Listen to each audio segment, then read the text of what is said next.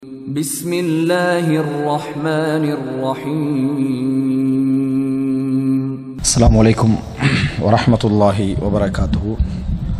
إن الحمد لله نحمده ونستعينه ونستغفره ونعوذ بالله من شرور أنفسنا ومن سيئات أعمالنا. من يهده الله فلا مضل له ومن يضلل فلا هادي له. وأشهد أن لا إله إلا الله وحده لا شريك له وأشهد أن محمدا عبده ورسوله أما بعد. அன்புள்ள சகோதரர்களே, சென்ற வாரம் யஸீத் இப்னு முஆவியா ரஹிமஹுல்லாஹ் அவருடைய அந்த வரலாறு, ஆரம்பம், அவரை பற்றி அஹ்லு சுன்னா வல் ஜமாஅத்துடைய நிலை என்ன, அவரது அதாவது ஆட்சிக்குள் அவர் எப்பொழுது நுழைந்தார், முஆவியா ரதியல்லாஹு அன்ஹு அவர்கள் ஏன் அவரை ஆட்சியாளராக தேர்வு செய்தார்கள், யஸீத் இப்னு முஆவியாவை எப்படி அஹ்லு சுன்னா வல் ஜமாஅத்துடைய அறிஞர்கள் புரிந்து வைத்திருந்தார்கள், எப்படி நம்ப சொன்னார்கள் என்பது சம்பந்தமாக ஒரு சில முக்கியமான விஷயங்களை நாம் பார்த்தோம். அதில் ஒன்று சுருக்கமாக நான் ஞாபகப்படுத்திக் கொள்கிறேன். அதாவது இஸ்லாமிய ஆட்சியாளர்கள் வரிசையில் அவர் எத்தனையாவது ஆட்சியாளர்? யஸீத் இப்னு முஆவியா இஸ்லாமிய ஆட்சியாளர் வரிசையில் எத்தனையாவது ஆட்சியாளர்? 6வது ஆட்சியாளர். 5வது முஆவியா இப்னு அபி சுஃபியான், 6வதாக அவரது மகன் அதாவது யஸீத் இப்னு முஆவியா. யஸீத் இப்னு முஆவியா மைசூன் என்று சொல்லப்படக்கூடிய முஆவியா ரதியல்லாஹு அன்ஹு அவர்களுடைய ஒரு கிராமப்புறவாசியான கிராமப்புறத்தை சேர்ந்த ஒரு மனைவிக்கு குழந்தையாக என்ன செய்கிறார்? பிறக்கிறார். அது மாத்திரமல்ல, கிராமப்புறத்து விவாகரத்து செஞ்சிடறார். அதுக்கு பின்னால் அதாவது முஆவியா இப்னு அபி சுஃபியான் அந்த கிராமத்தில் தான் என்ன செய்கிறாங்க, கிராம பழக்க வழக்கங்களோடு இவர் என்ன செய்தார், வளர்ந்தார் என்றதை நம்ம பார்த்தோம். இதன் காரணமாக அவருக்கு அதாவது மொழி அறிவு என்ன செய்தது, நிறையவே இருந்தது. வீரம், ஆற்றல் இவைகளெல்லாம் நிறைய இருந்தது. அதே போன்று முஆவியா ரதியல்லாஹு அன்ஹு அவர்கள் கூட அவருக்கு பலவிதமான அறிவுகளை அவருக்கு கற்றுக் கொடுத்தார், சிறந்த ஆசிரியர்களை கொண்டு. அதில் ஒன்று அதாவது இல்முன் நசப், சந்ததிகள் சம்பந்தமான பரம்பரை அறிவுகள் சம்பந்தமான அந்த நாலேஜ், அதுபோன்று மார்க்க அறிவு, இது போன்ற வீரம் சம்பந்தம், அதாவது அம்பெறிதல், யுத்த பயிற்சி, இது போன்றவைகளெல்லாம் படிப்பித்து கொடுத்தார். ஒரு தலைமைத்துவ பண்புகளை முஆவியா ரதியல்லாஹு அன்ஹு அவர்கள் அவரிலே கண்டார்கள் என்ற செய்தியெல்லாம் நாம் என்ன செய்தோம், பார்த்தோம்.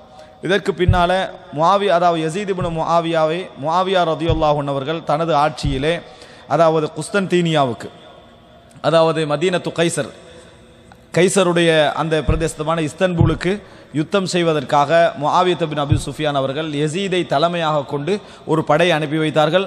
அந்த படை கடல் ரீதியாகவும் தரை மார்க்கமாகவும் என்ன செய்தது, யுத்தம் செய்தது. கிட்டத்தட்ட 7 வருடங்கள் அந்த யுத்தம், அதாவது கிறிஸ்தவ உலகத்துக்கு எதிராக அந்த யுத்தம் நடந்தது. அதனுடைய முக்கியத்துவம் சம்பந்தமாக நான் என்ன செய்தேன், சொன்னேன். காரணம் என்னன்னு சொன்னால், இஸ்லாமிய ஆட்சி கிழக்கு, மேற்கு, வடக்கு பகுதியெல்லாம் பரவி இருந்தது.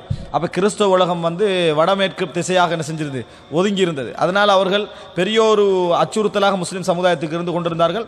முஸ்லீம் சமுதாயம் அவர்களுக்கு பெரிய ஒரு அச்சுறுத்தலாக என்ன செய்தது இருந்தது. அவர்கள் கடல் மார்க்கமாக தாக்கக்கூடிய வாய்ப்புகள் இருப்பதனால் இந்த கடல் மார்க்கமான முயற்சிகளை முஆவியா ரதியல்லாஹு அன்ஹு அவர்கள் யஸீத் இப்னு முஆவியாவை தலைமையாக வைத்து செய்தார்கின்றதை பார்த்தோம். அதே போல் யஸீத் இப்னு முஆவியாவுடைய படை சம்பந்தமாக நேரடியாக இல்லாது விட்டாலும் ரசூலுல்லாஹி ஸல்லல்லாஹு அலைஹி வஸல்லம் ஒரு சிறப்பு சொல்லியிருக்கிறார்கள்.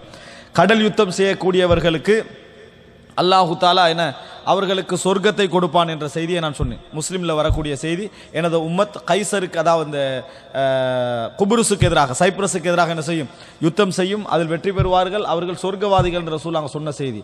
அடுத்ததாக மதீனத்து கைசர், அதாவது குஸ்தன்தீனியா, இஸ்தன்புலுக்கு எதிராக, அதாவது குஸ்தன்தீனியாவுக்கு எதிராக கான்ஸ்டாந்தினோபிள் என்று சொல்வார்கள், இதற்கு எதிராக யுத்தம் செய்வார்கள். அப்படி யுத்தம் செய்யக்கூடியவர்கள் மகஃபூருன் லஹும், அவர்களுக்கு பாவங்கள் எல்லாம் மன்னிக்கப்பட்டு விடும் என்று ரசூலுல்லாஹி ஸல்லல்லாஹு அலைஹி வஸல்லம் சொன்னார்கள். அப்போ அந்த படையுடைய தளபதியாக இருந்தவர் யார்? யஸீத் இப்னு முஆவியா. அப்போ இவர்களை பற்றி அல்லது இந்த யுத்த காலத்தை பற்றி ரசூலுல்லாஹி ஸல்லல்லாஹு அலைஹி வஸல்லம் அவர்கள் சிறப்பு சொல்லி இருக்கிறார்கள். நன்றாக ஞாபகம் வச்சுக்கோங்க. 2 இடம். ஒன்று மத்திய தரைக்கடலில் இருக்கக்கூடிய சைப்ரஸ் தான் குப்ருஸ், ஹதீஸில் வரக்கூடிய குப்ருஸ். இது ரசூல் ஸல்லல்லாஹு அலைஹி வஸல்லம் சொல்லுகிற நேரத்தில் இந்த இடத்துல போய் யுத்தம் செய்யக்கூடியவர்களுக்கு சொர்க்கம் வாஜிபாகிவிட்டது என்று ரசூலுல்லாஹ் சொன்னாங்க. இது எப்போ நடக்குது? உஸ்மான் ரதியல்லாஹு அன்ஹுடைய ஆட்சி காலத்தில் முஆவியா ரதியல்லாஹு அன்ஹு அவர்கள் டெமஸ்கஸில் இருந்து, முஆவியா ரதியல்லாஹு அன்ஹு அவர்கள் தான் இந்த வடக்கு எல்லையை பாதுகாத்தவர்கள். வடகிழக்கு எல்லைகளெல்லாம், வடமேற்கு எல்லையெல்லாம் பாதுகாக்கிறவங்க யாரு? முஆவியா ரதி. ஏன்னா அவங்க தான் டெமஸ்கஸில் இருக்கிறாங்க.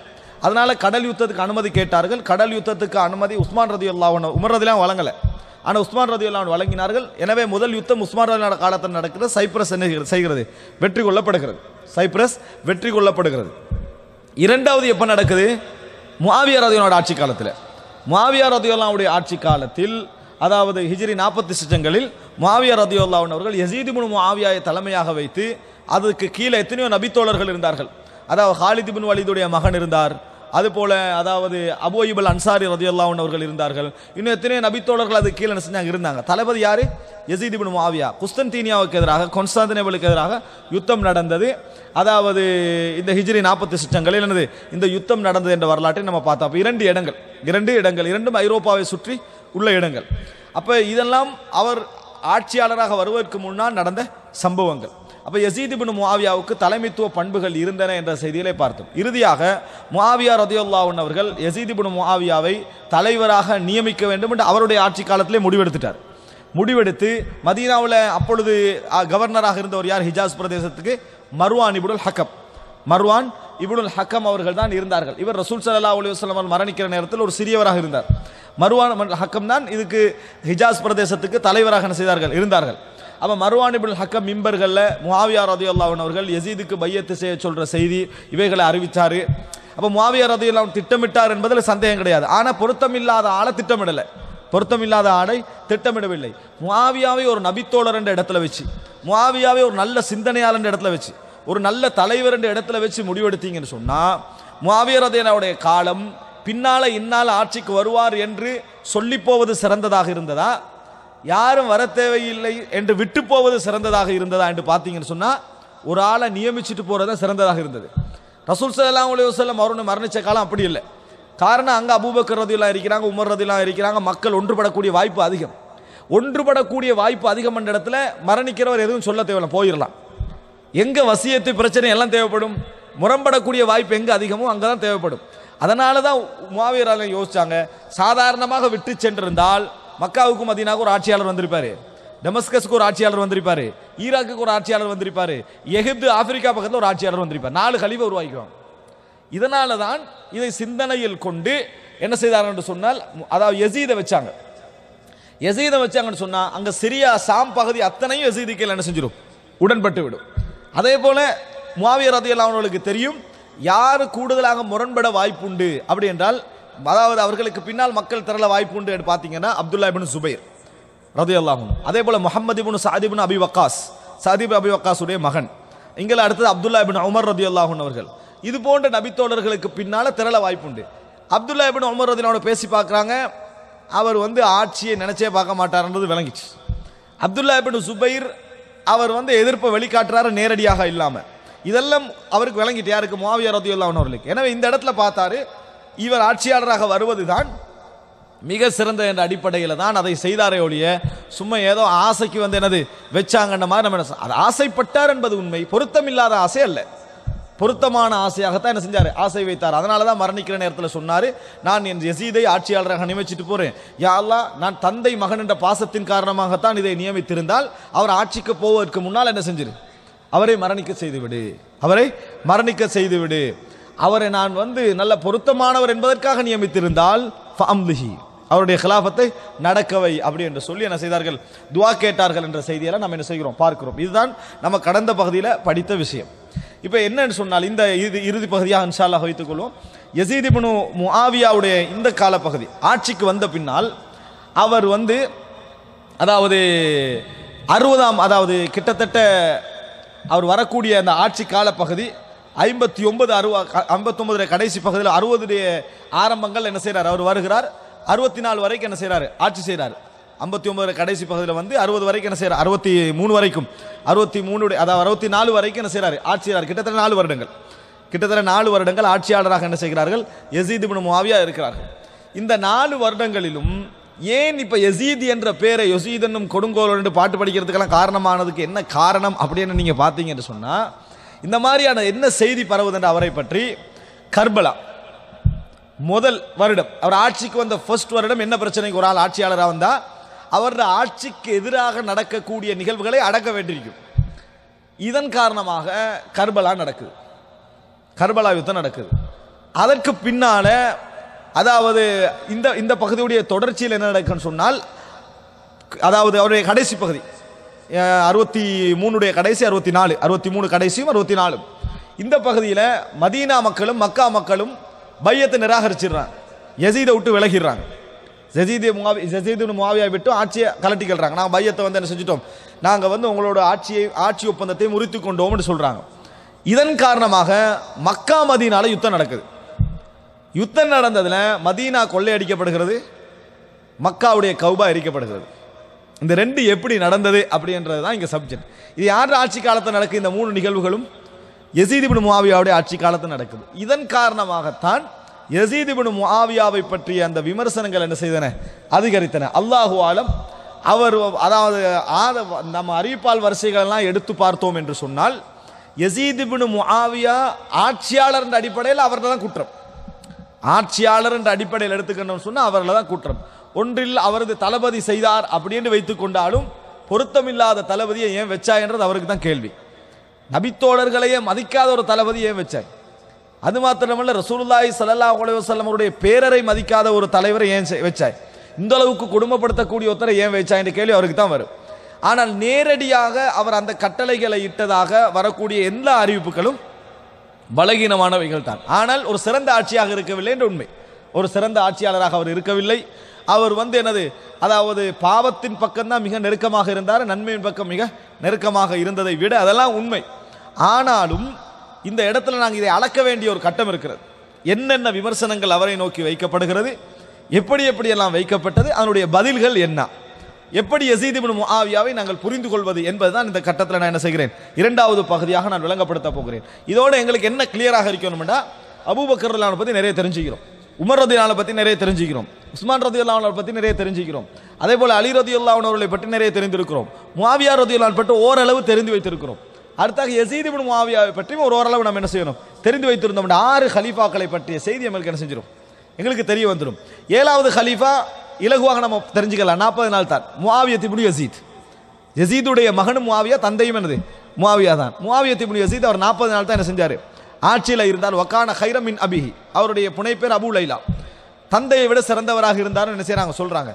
அது வந்து எந்த அளவுல நம்ம சரியான வார்த்தைன்னு சொல்லல, காரணம் 40 நாள் தானே அவர் இருந்தார். 40 நாளை வச்சு 4 வருஷம் ஆட்சியாளரை என்ன செய்யலாது, ஒப்பிட முடியாது.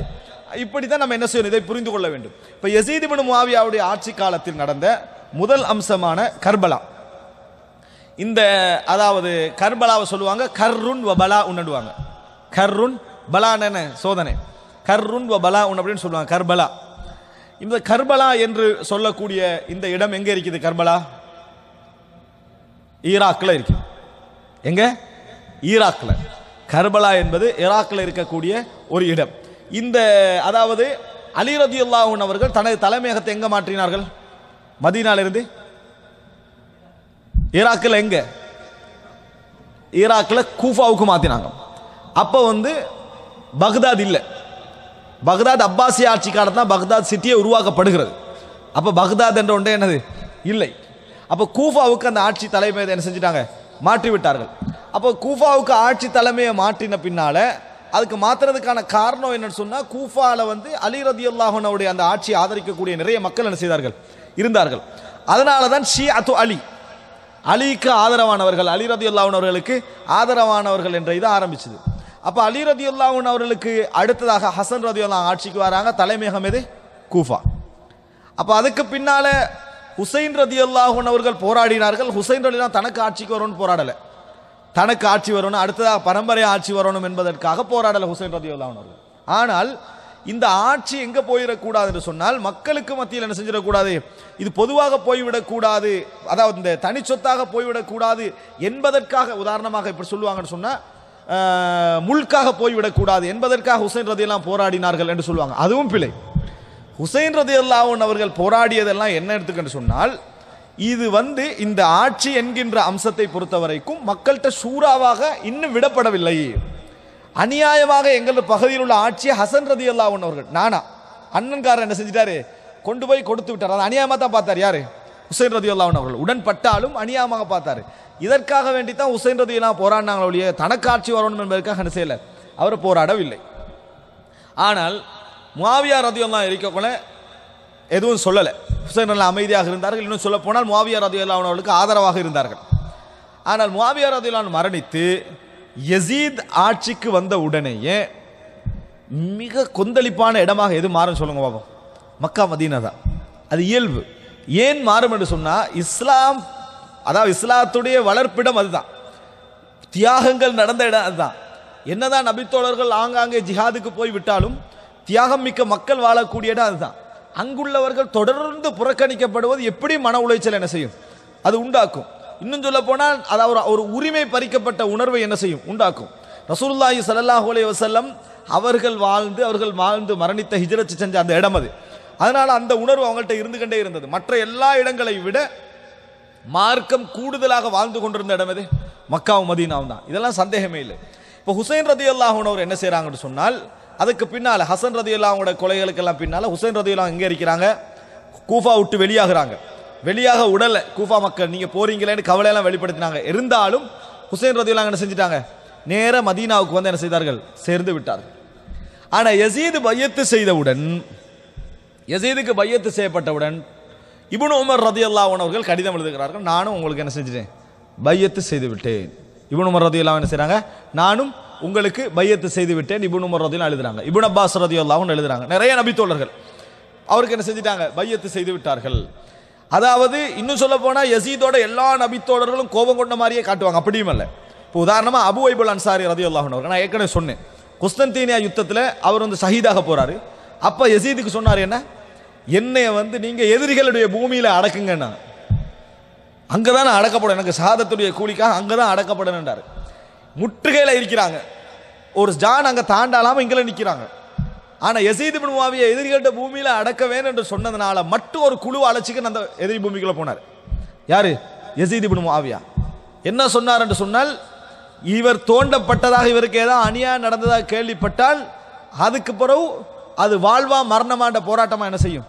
இருக்கும் என்று அறிவிச்சு யசீத் இப்னு முஆவியா கொண்டு போய் அங்க அடக்கினார்ன்ற செய்தியை பார்க்கிறோம். இப்ப அபு ஐபுல் அன்சாரி தலைமை யசீத் இப்னு முஆவியாவுக்கு வசியத்து பண்ற அளவுக்கு யசீத் இப்னு முஆவியா ஒரு நம்பகமானவராக இருந்தார்ன்றதால அந்த செய்தியில் என்ன செய்யலாம்? நம்ம பார்க்கலாம்.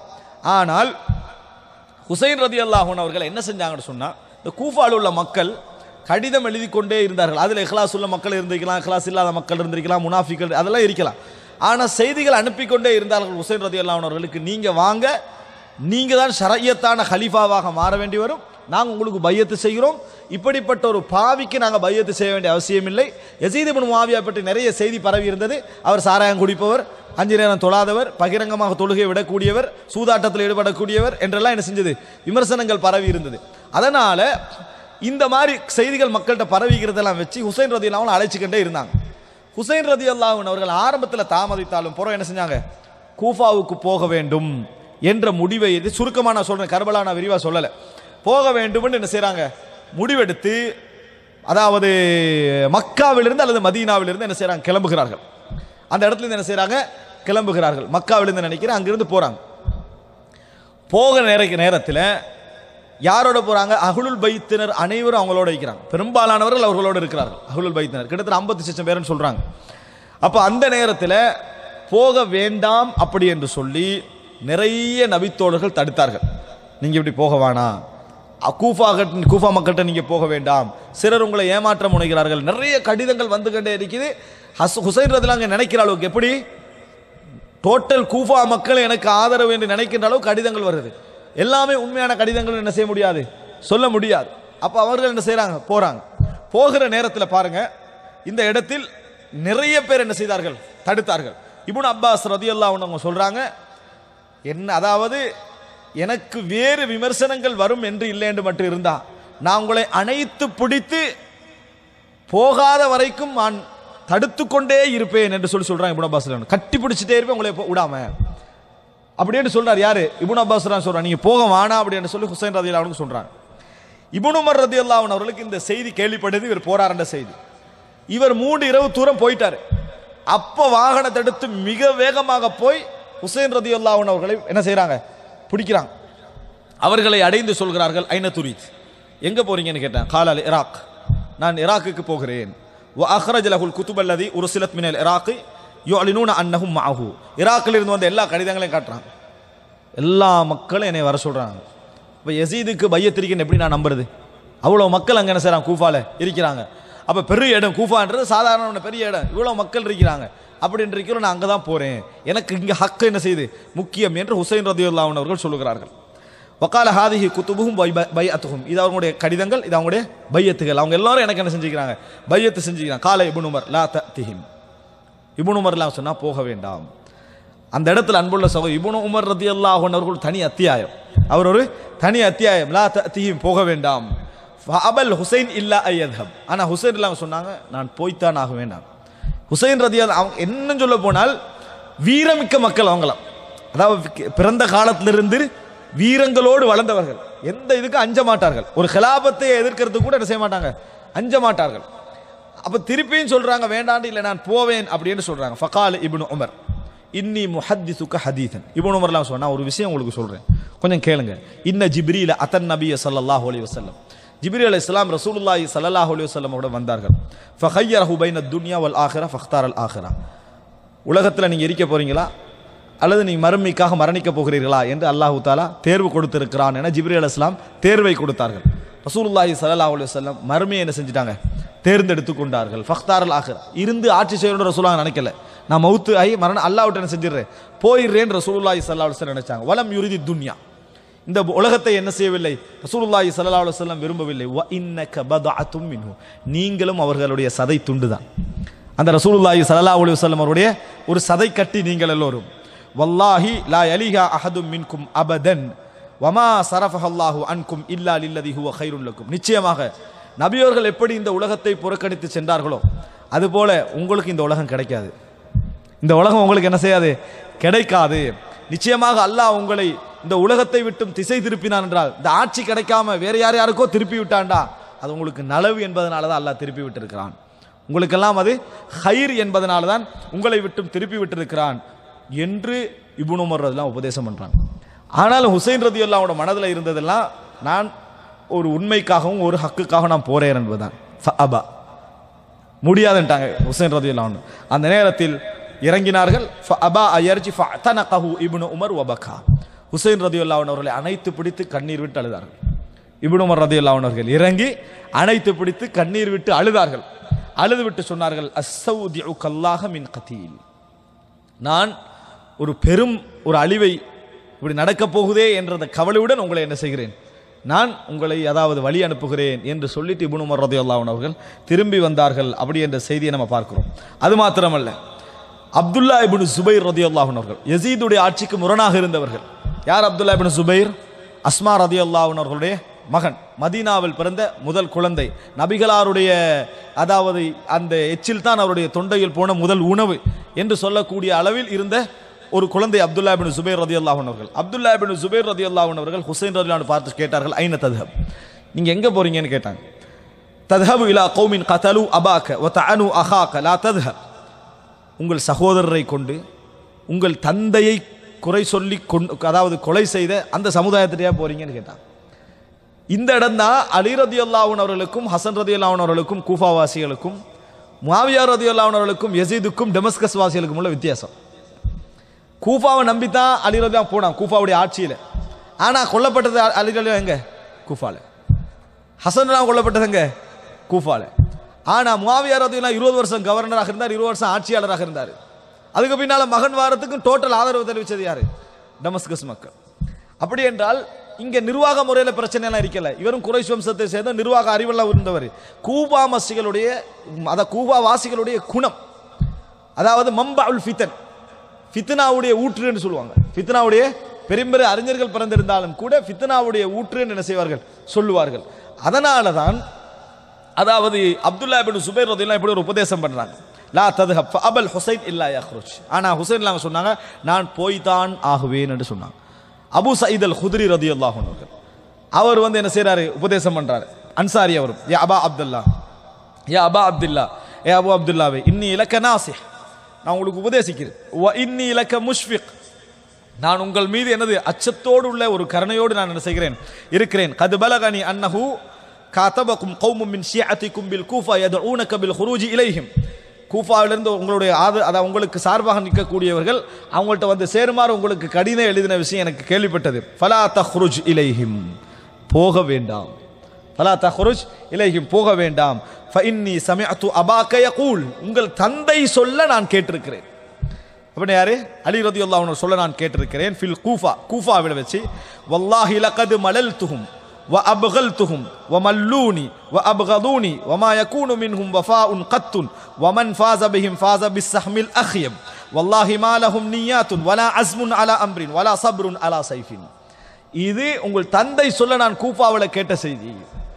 கூஃபாவில் வச்சு அந்த மக்கள்கிட்ட அலி ரலியல்லாஹு அன்ஹு சொல்றாங்க கூஃபாவாசிகளை பற்றி, நீங்க எப்படியெல்லாம் தவறு விடுகிறீர்கள் என்று சொன்னார்கள் அலி ரலியல்லாஹு அன்ஹு. எப்படி சொன்னாங்கன்னு சொன்னால், நான் அவர்கள் விஷயத்தில் சோர்வடைந்து விட்டேன், அவர்களே என் விஷயத்தில் சோர்வடைந்து விட்டார்கள், என்னை சோர்வடைய செய்து விட்டார்கள், நான் அவர்களை பகைத்து விட்டேன், அவர்களும் என்ன செஞ்சிட்டாங்க, என்னைய பகைத்து விட்டார்கள். அவர்கள்ட்ட எப்பொழுதும் நான் நிறைவேற்றுகின்ற தன்மையை கண்டது கிடையாது, வஃபாவை கண்டது கிடையாது. அவர்களிடத்தில் யாராவது வெற்றி பெற்றாங்கன்னு சொன்னா அது ஆக குறைஞ்ச பங்குல என்ன செஞ்சிருப்பாங்க, ஏதாவது ஒன்றில் வெற்றி பெற்றிருப்பார்கள். அவர்களுக்கு நல்ல சிந்தனைகள் கிடையாது, ஒரு விஷயத்தில் உறுதி கிடையாது, வாளில் பொறுமை கிடையாது. வலா சப்ருன் அலா சைஃபின், வாளில் பொறுமை கிடையாது. அப்படின்னா என்ன, ஒரு யுத்தம் என்ன செஞ்சுக்கல மாட்டாங்க, பொறுத்து கொள்ள மாட்டார்கள். இது உங்கள் தந்தை சொன்னது, எப்படி நீங்க போறீங்க அப்படி என்று கேட்டார்கள். அன்புள்ள சகோதரர்களே, ஆனால் இப்படி எவ்வளவுதான் இருந்தும் கூட ஹுசைன் ரலியல்லாஹு அன்ஹு அவர்கள், நான் இதை மட்டும் தான் கொஞ்சம் விரிவாக சொன்னேன், அவ்வளவு நபித்தோழர்கள் என்ன செய்தார்கள், வேண்டாம் என்றார்கள். ஆனால் ஹுசைன் ரலியல்லாஹு அன்ஹு சிந்தனையில் என்ன இருந்தேன்டா, கூஃபாலேருந்து இவ்வளவு கடிதம் வந்தது பாருங்க. அப்ப இவ்வளவு கடிதம் வந்ததாக இருந்தால் நிச்சயமா என்ன செய்யணும், இது உறுதியாக இருக்கும், நான் ஹக்குக்கு எனக்கு ஒரு வாய்ப்பு அங்கே என்ன செய்கிறது இருக்கிறது என்று நினைத்து என்ன செய்தார்கள். அங்கே ஹுசைன் ரலியல்லாஹு அன்ஹு அவர்கள் போனார்கள். செய்தி யசீதுக்கு கேள்விப்படுகிறது. உடனே என்ன, உபைதுல்லா இப்னு ஜியாத் இப்னு அபி சுஃபியான் அல்லது உபைதுல்லா இப்னு ஜியாத் இப்னு அபிஹி, அதாவது ஒரு பிள்ளையில பிரச்சனை வருது, உபைதுல்லா என்றவர்ல ஒரு பிரச்சனை வருது, அந்த ஜியாத் என்றவர்ல ஒரு பிரச்சனை வருது. இவர் வந்து அதாவது தவறான முறையில் பிறந்துட்டார் இங்கே ஜியாத் என்றவர். இவர் யாருடைய பரம்பரையில் சேர்க்கிறது என்கின்ற அடிப்படையில் சகோதரராகினவர் தான் யாரு, ஜியாத். யாருக்கு, அதாவது முஆவியா ரலியல்லாஹு அன்ஹு அவர்களுக்கு சகோதரத்துவ உறவு வந்தவர் தான் ஜியாத். இந்த ஜியாதுடைய மகன் உபைதுல்லா தான், அதாவது இப்னு ஜியாத்னு சொல்லுவாங்க. இப்னு ஜியாத் தான் என்ன செய்யறாரு, அப்ப கூஃபால இருக்கிறாரு. கூஃபா யசீத் வந்து என்ன செய்யறாரு, டெமஸ்கஸ்ல இந்த கூஃபாவுக்கு செய்தி அனுப்புறாரு, இப்படி வராங்க, யுத்தம் செய்யுங்க, அவங்கள என்ன செய்யுங்க, தடுங்க. ஆனா பல உபதேசங்கள் செஞ்சுதான் என்ன செஞ்சாரு, அனுப்பினாரு. ஹுசைன் ரலியல்லாஹு அன்ஹு அவர்களை கௌரவப்படுத்துகின்ற எல்லா விஷயத்தையும் சொன்னாரு. அவங்க எப்ப யசீத் எந்த இதுக்கு அனுப்பினாலும் சரி, அவர்களாக ஆரம்பிக்காத வரைக்கும் ஆரம்பிக்க வேண்டாம்னு சொல்லுவார், பேச்சுவார்த்தை நடத்துங்கன்னு சொல்லுவார். எல்லாம் நடக்குது. கர்பலா என்ற இடத்துல வச்சு இந்த உபைதுல்லா இப்னு ஜியாதுடைய படை அவரை என்ன செய்து, அவங்க ஈராக்குக்கு வந்து சேர்றாங்க. அதுக்குள்ள என்ன செஞ்சது, அவங்க அதான் மீட் பண்ணிட்டாங்க. மீட் பண்ணின நேரத்தில் பல வகையான பேச்சுவார்த்தைகளுக்கெல்லாம், அது பெரிய செய்தி, நான் சுருக்கமாக சொல்றேன்.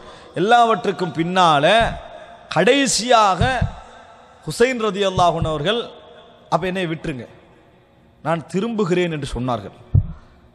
யுத்தத்துக்கெல்லாம் அவர் என்ன செய்யல, அப்ப ஏற்றுக்கின்றாரு. நான் வந்து இங்க வந்து எதற்காக வேண்டியும் வரல, எனக்கு ஒரு பெரியோரு சமுதாயம் பையத்து செய்திருக்கிறார்கள் என்பதற்காக தான் நான் வந்தேன்.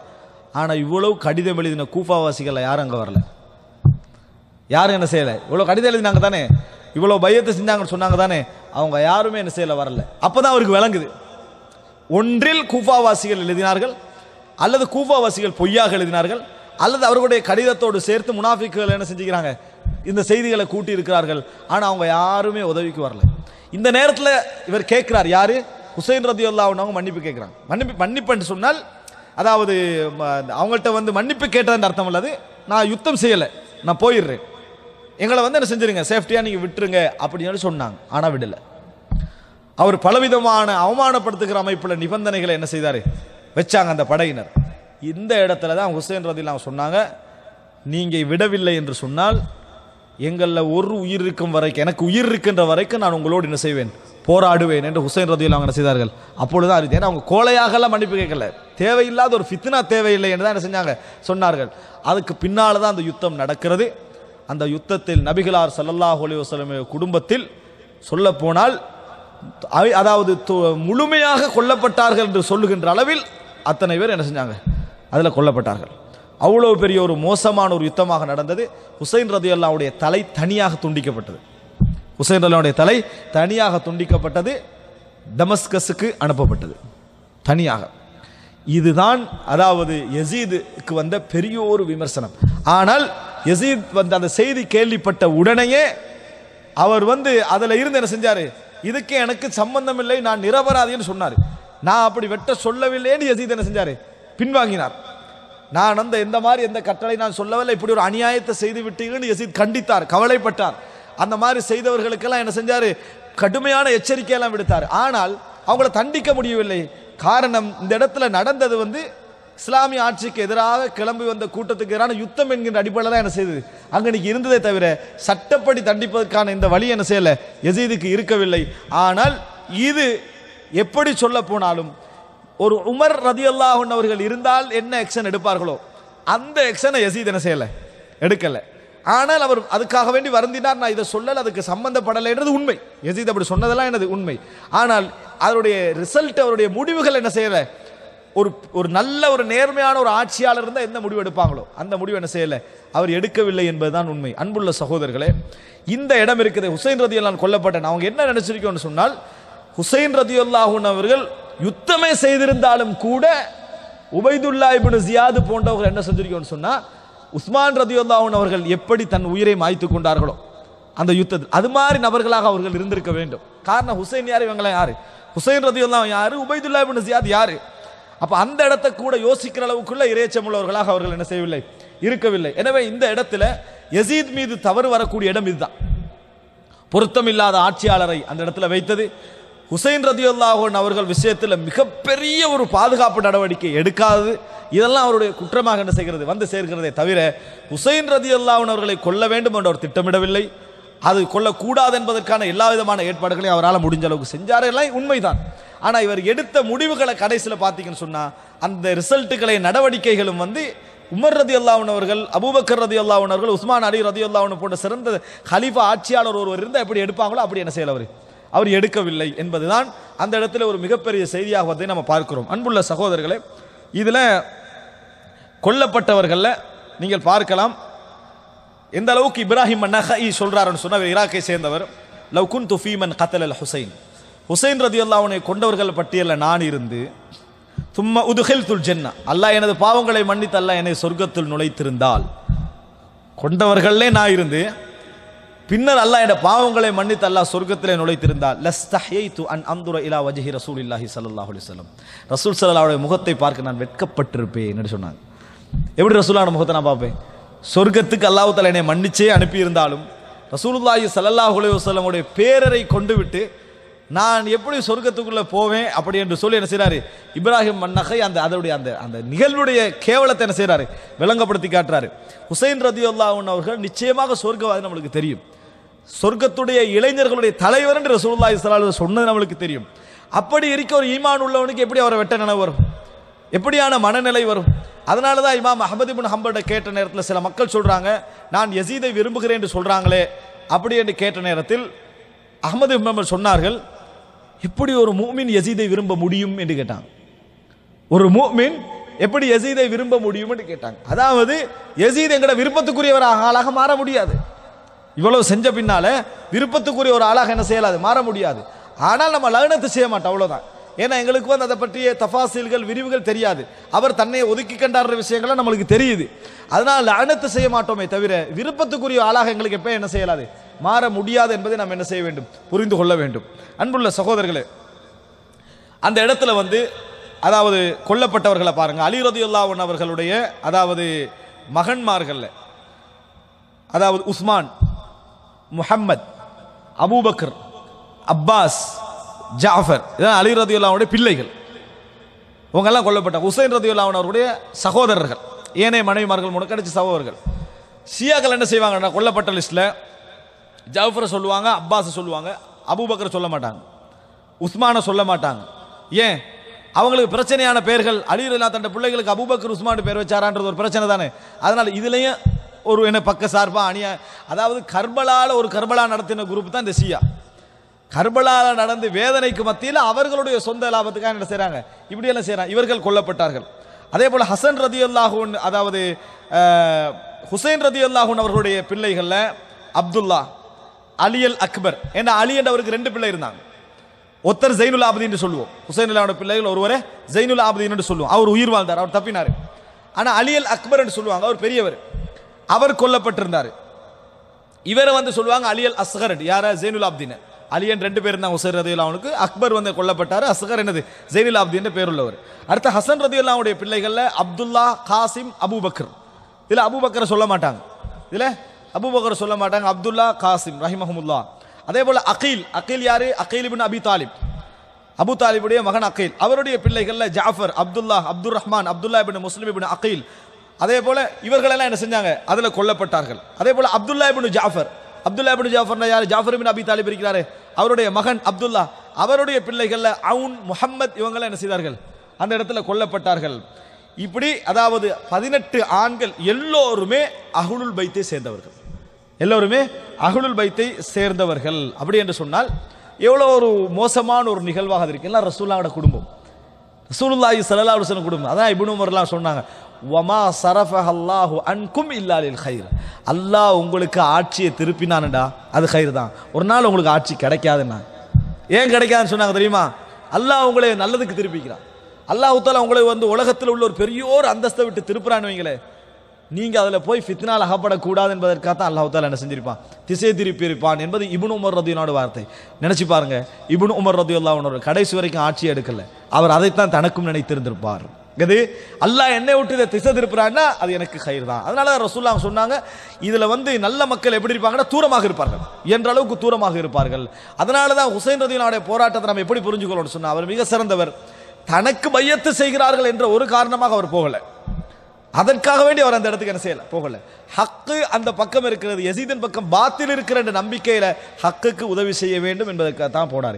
எப்படி யூசுப் அலைஹிஸ்ஸலாம் இஜ்அல்னி அலா ஹஸாயினில் அர்த், என்னை பொருளாதார அமைச்சராக ஆக்குங்கன்னு சொல்ற நேரத்தில் பொருளாதார ஆசையோ அமைச்சு ஆசையோ அவருக்கு என்ன செய்யல, இருக்கல. நான் நேர்மையாக இருக்க வேண்டும் என்ற நோக்கம் தான் அவருக்கு என்ன செஞ்சது, அந்த இடத்துல இருந்தது என்பதை போன்றுதான் ஹுசைன் ரலியல்லாஹு அன்ஹுடைய செய்தியை நாம் என்ன செய்ய வேண்டும், புரிந்து கொள்ள வேண்டும். ஆனால் இந்த விஷயத்தில் யசீத் என்ன செய்தார் சொன்னால், அஹ்லுல் பைத்தினர் இவ்வளவு தவிர்க்க நினைத்த பின்னாலும் கொல்லப்பட்டதை நினைச்சு யசீத் மன வருத்தப்பட்டார், வேதனைப்பட்டார், கவலைப்பட்டார் என்பது மிகப்பெரிய உண்மை.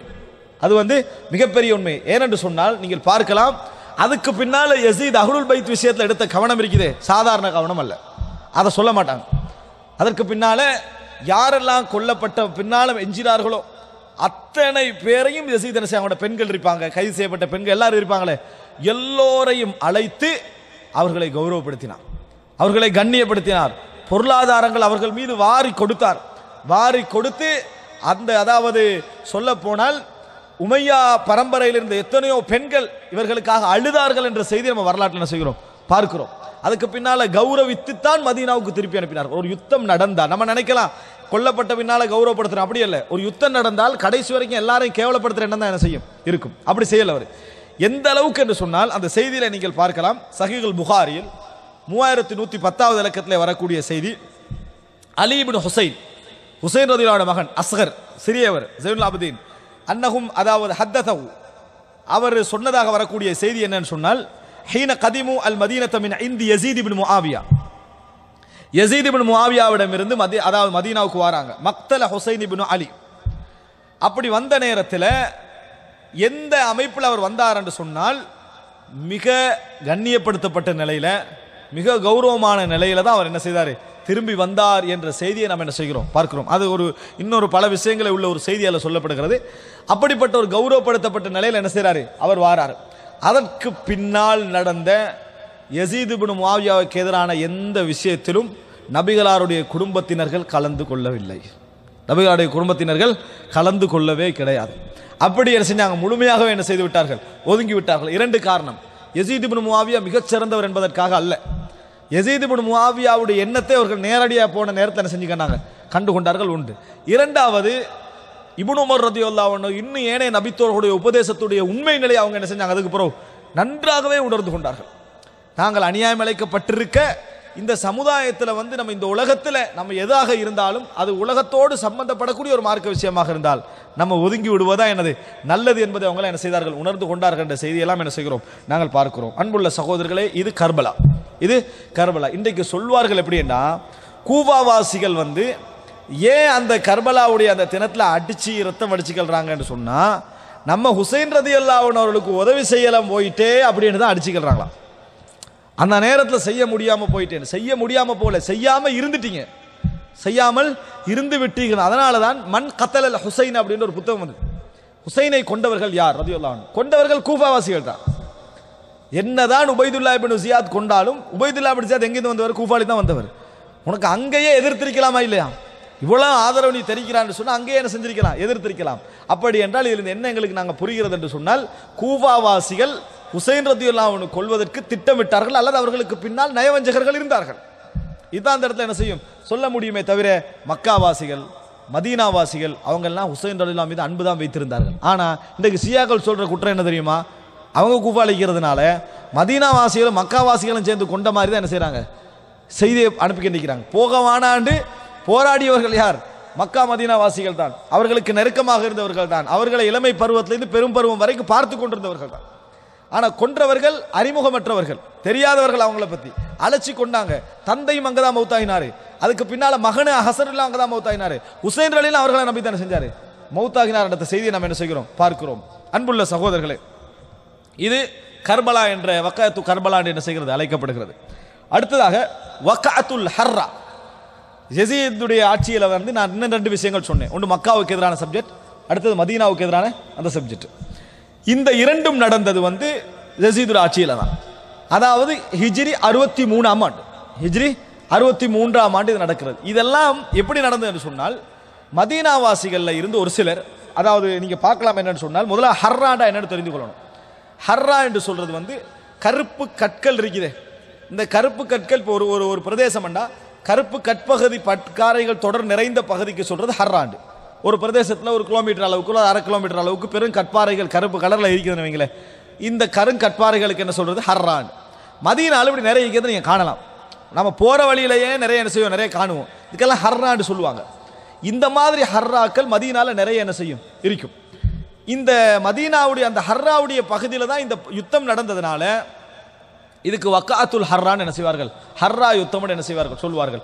அதாவது இஸ்லாமிய சமுதாயத்தில் முஸ்லிம்களுக்கு மத்தியில் நடந்ததுன்னு சொன்னால் இந்த ஜமல் யுத்தம், சிஃபின் யுத்தம், கர்பலா, வக்காத்து ஹர்ரா, இந்த 4 பேர்களை என்ன செய்யலாம், சஹாபாக்கள் வாழ்ந்து கொண்டிருக்கிற காலகட்டத்தில் நடந்த, அதாவது மிக மோசமான கவலைக்குரிய நிகழ்வுகள் என்று என்ன செய்யலாம், நாம் அதை சொல்லலாம். இது எப்ப நடக்குதுன்னா ஹிஜ்ரி 63ஆம் ஆண்டு நடக்கிறது.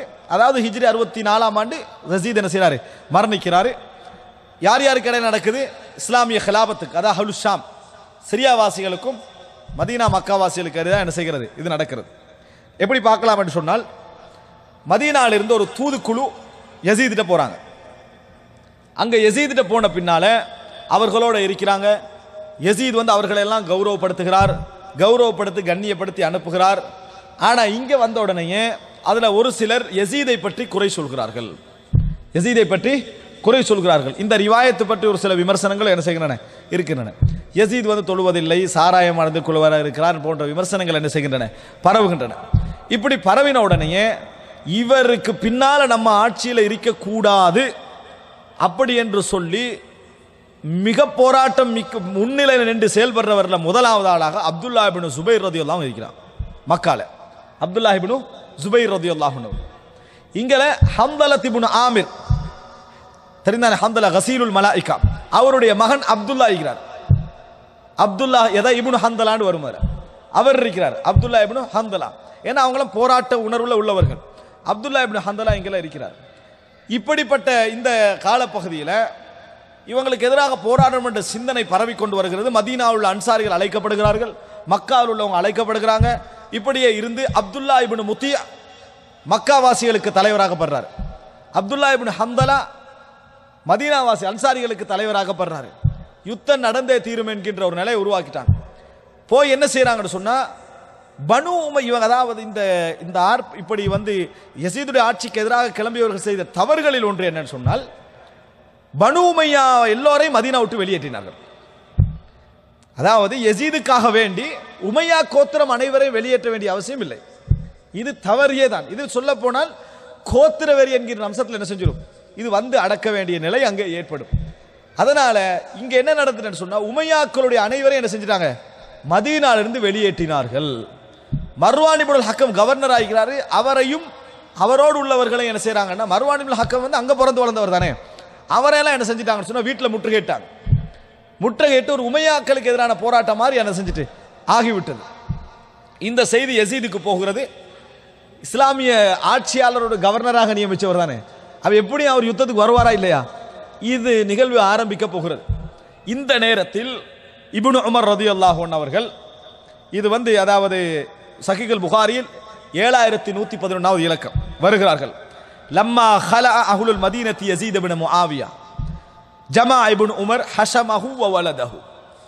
மதீனா வாசிகள், மதீனா அலிகர் இப்னு உமர் ரலியல்லாஹு அன்ஹு, மதீனா வாசிகள் யஸீதுடைய பையத்தை வந்து எனது அகற்றியவுடன், யஸீதுக்கு நாங்கள் இன்னைக்கு பின்னால கட்டுப்பட மாட்டோம்னு சொன்ன உடனேயே இப்னு உமர் ரலியல்லாஹு என்ன செய்றாங்கன்னா, தண்ட பிள்ளைகள் எல்லாத்தையும் கூட்டுறாங்க, தண்ட குடும்பத்தை எல்லாம் கூட்டுறாங்க, தண்ட உறவுகள் எல்லாம் கூட்டுறாங்க, தனது அடிமைகள், தனதுக்கு வேலைக்குள்ளவங்க, தன்னோடு சம்பந்தப்பட்டவர்கள் எல்லாரையும் கூட்டினார். கூட்டி அவர்கள்ட்ட சொன்னார், இன்னி சமிஅத்து நபிய ஸல்லல்லாஹு அலைஹி வஸல்லம் யகூல். என்ன இஹ்லாஸ் என்று பாருங்க சகோதரர்களே, ரசூலுல்லாஹி ஸல்லல்லாஹு அலைஹி வஸல்லம் அவர்கள் சொல்ல நான் கேட்டிருக்கிறேன், யுன்சபு லிகுல்லி காதிரின் லிவாஉன் யௌமல் கியாமா.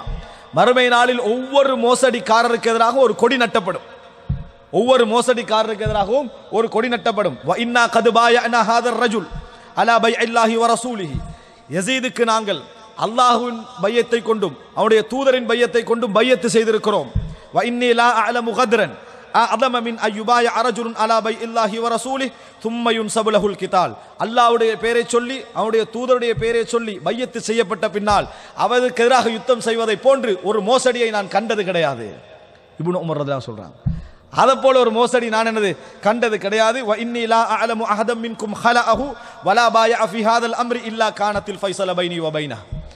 யாராவது யஸீத் இப்னு முஆவியாவுக்கு செய்த பையத்திலிருந்து அகன்று கொள்வாராக இருந்தால் அதுதான் எனக்கும் அவருக்கு இடையில கடைசி உறவு. நான் சுப்ஹானல்லாஹ், என்ன ஒரு பணிவு இருக்க வேண்டும், எப்படிப்பட்ட ஒரு இஹ்லாஸ் இருக்க வேண்டும். யார் யஸீத், யார் இப்னு உமர்? இப்னு உமர் எங்க இருக்கிறாரு, யஸீத் எங்க இருக்கிறாரு? யஸீதுடைய தக்வாவுக்கும் இப்னு உமருடைய தக்வாவுக்கும், யஸீதுடைய தந்தையுடைய தக்வாவுக்கும் இப்னு உமருடைய தந்தையுடைய தக்வாவுக்கும் எவ்வளவு வித்தியாசம். ஆனா அதுதான் வளர்ப்பு, அதான் வளர்ப்பு, அதான் பணிவு, அதான் தீன். இன்னும் சொல்ல போனா எவ்வளவு இருக்கு. அதாவது இஸ்லாத்துக்காக போராடி, இஸ்லாத்துக்காக கஷ்டப்பட்டு, இஸ்லாத்துக்காக ரத்தம் சிந்தி, இஸ்லாத்துக்காக வேண்டி எல்லா தியாகங்களும் செய்த பின்னால் தன் கண் முன்னால் பிறந்த ஒருவர் ஆட்சியில் ஏறுவதை கண்டு பொறுக்கக்கூடிய மனப்பான்மையை வளர்த்தது எது? இஸ்லாம். இன்னும் அது மட்டுமல்ல, யார் அகற்றினாலும் இல்லா கானத்தில் ஃபைஸல பைனி வ பைன, எனக்கும் அவருக்கு இடையில கடைசி அதுதான் அப்படின்றான். இதான் கடைசி என்று இப்னு உமர் ரலியல்லாஹு அன்ஹு அறிவித்தார்கள். இப்னு உமர் ரலியல்லாஹு அன்ஹு கீழ உள்ள யாரும் என்ன செய்யல, அந்த இடத்துல ஹந்தலாவுக்கு, இப்னு ஹந்தலாவுக்கு பின்னாலோ அப்துல்லா இப்னு முத்தூப் பின்னாலோ போகல. சரிவரான இது வந்து மோசடி என்று சொல்றார் இப்னு உமர் ரலியல்லாஹு அன்ஹு. இப்படி நடக்க கூடாது என்று சொன்னார்கள் இப்னு உமர் ரலியல்லாஹு அன்ஹு அவர்கள். அதே போல அப்துல்லா இப்னு ஸைத் ரலியல்லாஹு அன்ஹு, இது சஹீஹுல் புகாரியில் 2959வது இலக்கம் 2959. இந்த செய்தியில வருது என்னன்னா, அப்துல்லா இப்னு ஸைத் சொல்றாரு, லம்மா கான ஜமனுல் ஹர்ரா அதாஹு ஆத்தின் ஃபகால லஹு. ஜமனுல் ஹர்ரான்னா இந்த ஹர்ரா யுத்த நேரத்தில் அவர்கிட்ட ஒரு மனிதர் ஒருத்தர் வாராரு, இன்ன இப்னு ஹந்தலா யுபாயுன் நாஸ் அலல் மௌத், வாழ்வா சாவா என்று பையத்து செய்யுமாறு இப்னு ஹந்தலா மக்களை அழைக்கிறார். நம்ம உயிர் போகும் வரைக்கும் யஸீதுடைய படையோடு நம்ம யுத்தம் செய்வதுதான் எப்படி என்று பையத்து செய்ய யார் அழைக்கிறாரு? இப்னு ஹந்தலா அழைக்கிறாரு என்று அவர்கிட்ட சொல்லப்படுது. அப்துல்லா இப்னு ஸைத் அவர் சொன்னார், ஃபகால லா உபாயு அலா ஹாதா அஹதன் பஅத ரசூலில்லாஹி ஸல்லல்லாஹு அலைஹி வஸல்லம். ரசூலுல்லாஹி ஸல்லல்லாஹு அலைஹி வஸல்லம் அவர்களுக்கு பின்னால மௌத்துக்கு நான் யாரோடும் பையத் செய்ய மாட்டேன். மௌத்து என்பது ரசூலுல்லாஹி ஸல்லல்லாஹு அலைஹி வஸல்லம் அவரோட மட்டும்தான் என்ன செய்வேன், நான் பையத்து செய்வேன். இதுக்கு பின்னால நான் மௌத்துக்காக வேண்டி யாருக்கு என்ன செய்ய மாட்டேன். ஜிஹாதுக்கு பையத்து செய்யறது வேற, ஆனால் மரணம் வரைக்கும் நான் என்ன செய்ய மாட்டேன், திரும்பி வர மாட்டேன் என்று ரசூலுல்லாஹி ஸல்லல்லாஹு அலைஹி வஸல்லம் அவர்களோடு மட்டும்தான் நான் என்ன செய்வேன், பையத்து செய்வேன் என்று மறுத்துட்டாங்க. யாரு? அப்துல்லா இப்னு ஸைத் ரலியல்லாஹு அன்ஹு அவர்கள். அப்ப இந்த செய்தியெல்லாம் என்ன சொல்ற, நிறைய நபித்தோழர்கள் என்ன செய்தார்கள், முரணாக இருந்தார்கள். நுஅமான் இப்னு பஷீர், இப்னு அப்பாஸ் ரலியல்லாஹு அன்ஹு, இப்னு அப்பாஸ் சொன்னாங்க அழிவு நெருங்கிட்டேன்னு சொன்னாங்க. இப்படி எல்லாம் செய்றாங்களே, அழிவு நெருங்கி விட்டது. யுத்தம் செய்யாத நபித்தோழர்களா, போராட்டத்துக்கு அஞ்சுகின்ற நபித்தோழர்களா? இல்லை, போராட்டத்தை களத்தில் இருந்து மிக உச்சகட்டத்தில் சந்தித்தவர்கள். ஆனால் அவங்க இதை என்ன செய்யல, அவர்கள் விரும்பவில்லை. முகைரித் இப்னு ஷூபா ஒதுங்கிட்டாங்க. எத்தனையோ நபித்தோழர்கள் என்ன செஞ்சிட்டாங்க, இந்த விஷயத்திலிருந்து ஒதுங்கி விட்டார்கள் என்ற செய்தியை நாம் என்ன செய்கிறோம், பார்க்கிறோம். ஆனால் இதையெல்லாம் தாண்டி அவர்கள் இதற்கு இறங்கினார்கள். அது மாத்திரமல்ல, இந்த மாதிரியான அதாவது இந்த பிரச்சனை ஆரம்பிக்கிற அந்த நேரத்தில் இப்னு உமர் ரலியல்லாஹு அன்ஹு அவர்கள் என்ன செய்றாங்கன்னு சொன்னால் போறாங்க யார்கிட்ட, இந்த அப்துல்லா இப்னு முத்தியுடைய வீட்டுக்கு போறாங்க. அப்துல்லா இப்னு முத்தியுடைய வீட்டுக்கு போன நேரத்தில் அப்துல்லா இப்னு முத்தி என்ன செய்றாருன்னு சொன்னால், அதாவது ஒரு தலையாணை எடுத்து போடுறாங்க, உட்காருங்க அப்படின்னு. நான் உட்கார வரல என்றார். அப்துல்லா இப்னு நான் உட்கார வரல, ஒரு செய்தியை சொல்லிவிட்டு போக வந்தேன். நீங்க வந்து யசீதுக்கு எதிராக கிளம்புறீங்க, ஆனால் மோசடிக்காரர்களுக்கு நாளை மறுமையில் ஒரு கொடி நாட்டப்படும் என்று ரசூலுல்லாஹி ஸல்லல்லாஹு அலைஹி வஸல்லம் சொன்னாங்க. இதை போல ஒரு மோசடி கிடையாது என்று சொல்லிட்டு என்ன செஞ்சாங்க, இப்னு உமர் ரலியல்லாஹு திரும்பி வந்தார்கள் என்ற செய்தி என்ன செய்கிறோம் பார்க்கிறோம். அப்போ ஒரு இஸ்லாஹ் எவ்வளவு முக்கியம் பாருங்க. இந்த மாதிரி கட்டங்கள் எல்லாம் பொதுவாக தலைமைகள் என்ன செய்ய தெரியுமா, சந்தர்ப்பங்களை பயன்படுத்த தான் பார்க்கும். ஆனால் உயர் தலைமையில் இருந்தும் கூட மக்கள் இப்னு உமர் ரலியல்லாஹு அன்ஹு கீழே உடம்படுற மாதிரி யசீது கீழே கூட உடம்பட மாட்டாங்க. அன்றைய தினம் இப்னு உமர் ரலியல்லாஹு அழைத்திருந்தால் அந்த அப்துல்லா இப்னு சுபைர் யாராக இருந்தாலும் எல்லோரையும் விட இப்னு உமர் ரலியல்லாஹு அன்ஹு கீழே உடம்படுவாங்க. அவ்வளவுக்கு ரெடியாக இருந்தாங்க. ஆனால் ஒரு நாள் என்ன செய்யலை, இப்னு உமர் ரலியல்லாஹு ஃபித்னாவை என்ன செய்யவில்லை, விரும்பவில்லை என்ற செய்தியை நாம் என்ன செய்கிறோம் பார்க்கிறோம். இதற்கு பின்னால் அன்புள்ள சகோதரர்களே, யசீத் பெரும் படையோடு என்ன செய்கிறாரு, அதாவது அவங்க வந்து இப்போ மக்கா மதீனாவை பொறுத்த வரைக்கும் அதற்கு பின்னால அமைதி காத்த ஒரு இடம். யசீத் வந்து அங்கே எப்பொழுதும் கிறிஸ்தவர்களோடு ஒரு யுத்த காலத்தில் இருந்து கொண்டு இருக்கக்கூடிய இடம். எனவே பெரும் படை யுத்தம் அந்த இன்வால்மெண்ட் இருக்கிறதுனால ஒரு பெரும் படை என்ன செய்கிறாரு, இங்கே அனுப்பி வைக்கிறார். இவன் மதீனாவுக்கு வார நேரத்தில் நுஅமான் இப்னு பஷீர் என்ன செய்கிறாருன்னு சொன்னால் பேசுகிறார். யாரோட, யசீதோட என்ன செய்கிறாரு, பேசுகிறாரு. நீங்கள் இப்படி ஒரேடியாக என்ன செய்ய வேண்டாம், அதாவது எனக்கு ஒரு டைம் தாங்க, நான் பேசுகிறேன், எனக்கு ஒரு அவகாசம் தாங்க. அப்போ சொல்கிறார் யசீத் இப்னு முஆவியா, நீங்கள் போங்க, ஆனால் ஒரு அம்சம், 3 நாள் என்ன செய்யுங்க, அதாவது அவர்கள் யுத்தத்தை விட்டு நிறுத்திக்கிட்டாங்கன்னு சொன்னா நானும் நிறுத்திக்கிறேன். அவங்க உடனே கட்டுப்பட்டாங்கன்னா நான் உடனடியாக போய் என்ன செய்ய மாட்டேன், யுத்தம் செய்ய மாட்டேன். இந்த சலுகைகளோடு தான் என்ன செய்கிறாங்க, அந்த இடத்துக்கு வராங்க. முஸ்லிம் இப்னு உக்பா என்றவருடைய தலைமையின் கீழாக என்ன செய்கிறாங்க வராங்க. ஆனால் இவர் முஸ்லிம் இப்னு உக்பா எப்படி உபைதுல்லா இப்னு ஜியாத் ஒரு அநியாயம் செய்தாரோ அதுபோல முஸ்லிம் இப்னு உக்பாவும் என்ன செய்தார், அந்த இடத்துல அநியாயம் செஞ்சார். அதனால் இஸ்லாமிய அறிஞர்கள் அவரை முஸ்ரிஃப் இப்னு உக்பான்வாங்க. முஸ்ரிஃப்னா வீணானவர், அப்படி தான் அவருக்கு என்ன செய்வாங்க, பேர் சூட்டுவாங்க. முஸ்லிம் இப்னு உக்பாவுடைய தலைமையில் என்ன செய்கிறாங்க, அந்த இடத்துக்கு வராங்க. வந்த நேரத்தில் மதீனாவை சுற்றி வளைச்சிட்டாங்க. மதீனாவை சுற்றி வளைத்து அவர்களோடு அதாவது நீங்கள் வந்து யுத்தத்தை நிறுத்திக்கிறீங்களா, கட்டுப்பட்டுருங்க, பையத்தின் பக்கம் மீண்டு வந்துடுங்க, இதெல்லாம் பேசப்படுகிறது. ஆனாலும் கூட அவங்க என்ன செய்யலை, ஏன்னா அவங்க வந்து கந்தக் யுத்தம் எல்லாம் அனுபவப்பட்ட ஒரு பூமியில் இருக்கிறாங்க. இதை மாதிரி எத்தனையோ சூழல் அவங்க சந்திச்சாங்க. மதீனாவாசிகள் அவங்கள்ட்ட வீரம் இருந்தது, மார்க்க உணர்வு இருந்தது. அதன் காரணமாக இந்த இடத்துல நம்ம இவங்களை தப்பாவே நினைக்கல. அது காரணம் என்னென்னா, டெமஸ்கஸ் வாசிகளை விட மார்க்கம் இருக்கக்கூடிய ஒரு இடம் மதீனா தான், அதில் சந்தேகம் கிடையாது. மார்க்க உணர்வு, நபித்தோளுடைய குழந்தைகள் நிறைய இருக்கக்கூடிய ஒரு இடம் அது. அதனால் அவட்ட அந்த மார்க்க உணர்வின் காரணமாக இந்த பிரச்சனை என்ன செய்தது, வளர்ந்தது. ஆனால் ஜமல் யுத்தத்திலையும் சிஃபின் யுத்தத்திலையும் கர்பலாலையும் இருந்த தெளிவான அந்த அளவுகோல் இதில் இருக்கல. இதில் இந்த ஹர்ரா யுத்தத்தில் ஒரு தெளிவான ஒரு முன்வைப்பு என்ன செய்யலை, இருக்கல. எதுக்கு இந்த யுத்தம் என்றதை என்ன செய்யலை, தெளிவாக அந்த இடத்துல இருக்கவில்லை. அங்கே ஹுசைனுல்லாவோட விஷயத்திலையும் அதாவது ஜமல் சிஃபின்லாம் ஒரு தெளிவான ஒரு வேண்டுகோள் இருந்தது, அது இந்த இடத்துல இருக்கல. யுத்தம் ஆரம்பிக்கிறது. இந்த யுத்தம் ஆரம்பித்த நேரத்தில் அந்த இடத்திலே மக்காவாசி அதாவது மதீனாவாசிகள் தோல்வியுறுகிறார்கள். அப்துல்லா இப்னு முத்தியுடைய தலைமையில் இருந்தவர்கள் தான் இவங்க தான் எல்லாம் தோல்வியுறாக கொல்லப்படுறாங்க. இவர்களாக என்ன செய்தார்கள், கொல்லப்பட்டார்கள். அபூ சயீத் அல் குத்ரி ரலியல்லாஹு அன்ஹு அவர்கள் சொல்லுகிறார்கள், முஸ்லிம் இப்னு உக்பா என்ன செஞ்சாருன்னா அந்த நேரத்தில் மதீனாவில் கொள்ளையடிச்சார். படைகளை எல்லாம் போட்டு என்ன செஞ்சார், கொள்ளையடித்தார். ஏன்னா தளபதி என்ற அடிப்படையில் சில வெறித்தனமான உணர்வுகள் என்ன செய்யும், ஏற்படும். அந்த யுத்தம் முடிஞ்ச உடனே அந்த வெறியில் என்ன செஞ்சார்னு சொன்னால் மதீனாவில் கொள்ளையடித்தார். 3 நாட்கள் அந்த கொள்ளை நடந்ததாக சொல்லப்படுகிறது. மதீனாவில் வந்து அதாவது கொள்ளையடிக்கிறேன்னு சொன்னால் யுத்தம் என்ற அடிப்படையில் என்னது, அந்த இடத்துல எல்லா இடத்தையும் தகர்த்து விட வேண்டும் என்பதற்காக என்ன செஞ்சாங்க, எல்லா வேலைகளையும் செய்தார்கள். ஆனால் இது எல்லாரையும் அடைந்தது என்று சொல்ல முடியாது. காரணம் இப்னு உமர் ரலியல்லாஹு அன்ஹு எல்லாரும் அங்கே தான் இருந்தாங்க, ஹுசைன் ரலியல்லாஹு அன்ஹு அவர்கள் அங்கே தான் இருந்தாங்க, இப்னு அப்பாஸ் ரலியல்லாஹு அவர்கள் அங்கே தான் இருந்தார்கள், அப்துல் முத்தலிபுடைய குடும்பத்தினர்கள் அங்கே தான் இருந்தார்கள், அவங்களுடைய பரம்பரையில் வந்தவர்கள் அனைவரும். அவங்களுக்கு யாருக்கும் என்ன செய்யலை, எந்த பாதிப்பு நடக்கல. அபூ சயீத் அல் குத்ரி ரலியல்லாஹு சொல்றாங்க, நான் வந்து என்ன செஞ்சேன்னா ஓடினேன்.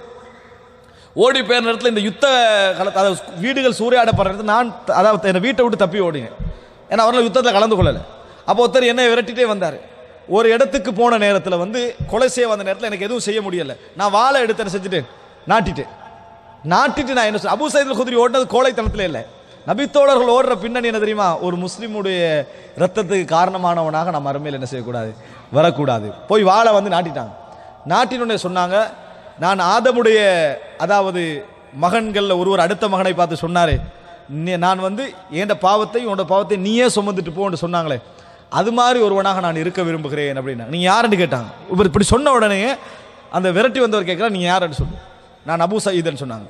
அபூ சயீதுனா சாஹிபு ரசூலுல்லாஹி ஸல்லல்லாஹு அலைஹி வஸல்லம், அல்லாஹ்வுடைய தூதருடைய தோழரான்னு கேட்டாங்க. ஆமான்னு சொன்னாங்க. என்னை விட்டு போயிட்டார்.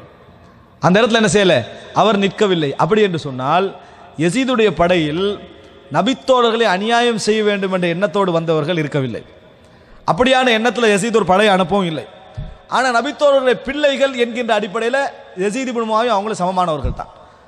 வேணுமென்றால் காலத்தால் முந்தி பிந்தி இருக்கலாமே தவிர அவர்கள் என்னது சமமானவர்கள் தான். இந்த யுத்தம் வந்து இந்த தோரணையில் என்னது நிறைய அங்கே சலுகைகள் வழங்கப்பட்டது என்பதை நம்ம பார்க்கிறோம். ஆனால் பெரிய அநியாயம் செய்தார்கள். மதீனாவிலே பெரும் கொள்ளையெல்லாம் அடித்தார்கள். ஆனால் ஒரு விஷயம் சொல்லப்படுகிறது, அதை முக்கியமானவர்கள் சொல்லியிருந்தாலும் கூட அது ஆதாரமற்ற செய்தி. என்னடா, மதீனாவில் கற்பழிப்புகளும் நடந்தன அப்படி என்று சொல்றாங்க.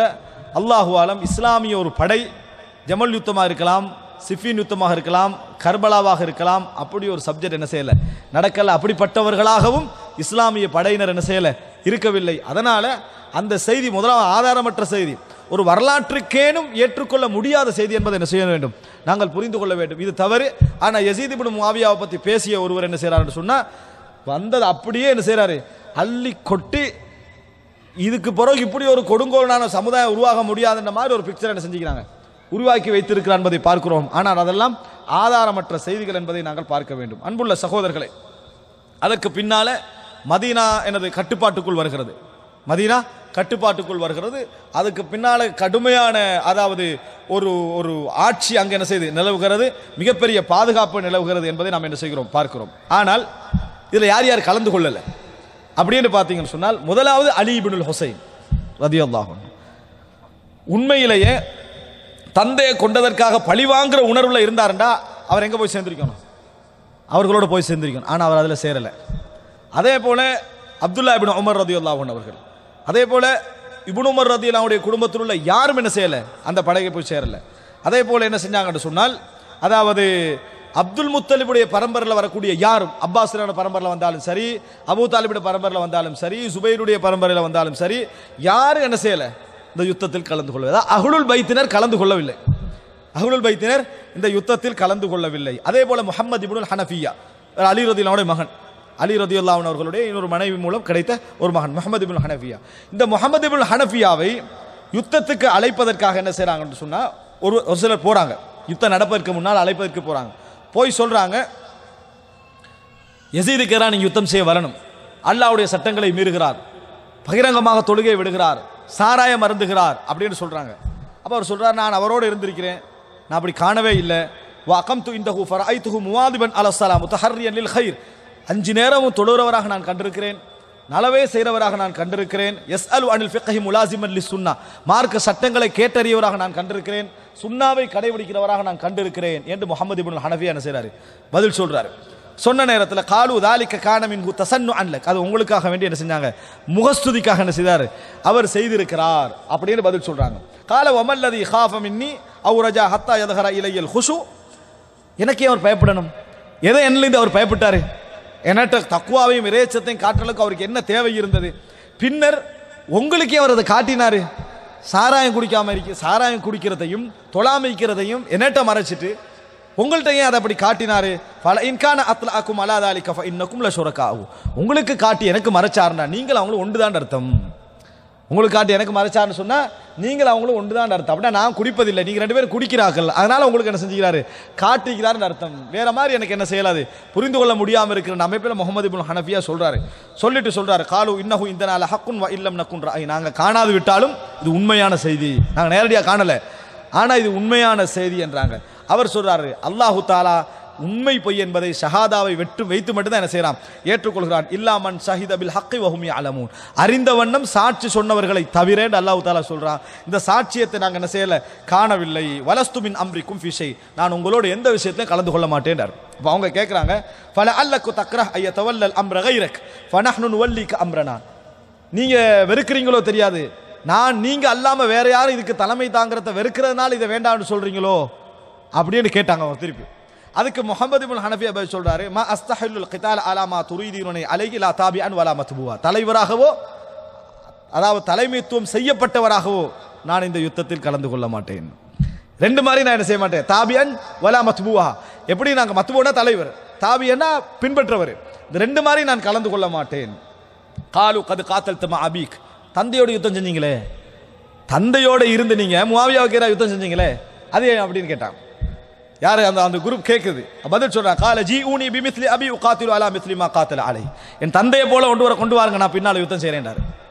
என் தந்தை போல ஒருவரை கொண்டு வாருங்கள், நான் யுத்தம் செய்கிறேன். அப்படின்னா என்ன, அப்துல்லா இப்னு ஹந்தலாவும் அப்துல்லா இப்னு முத்தியும் எவ்வளவு சிறந்தவர்களாக இருந்தாலும் என் தந்தையோட அந்தஸ்துக்கு அவர் என்ன செய்ய மாட்டாங்க, வரமாட்டாங்க. அவரை கொண்டு வாங்க, அதாவது அஷரத்துல் முபஷரா கொண்டு வாங்க, நான் யுத்தம் செய்கிறேன்.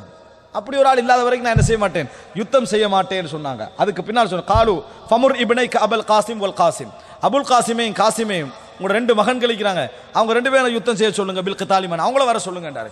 கால லவ் அமர்துஹுமா காத்தல்து, நான் அவர்களுக்கு ஏவனா நானே வந்திருப்பேனேன்றாங்க.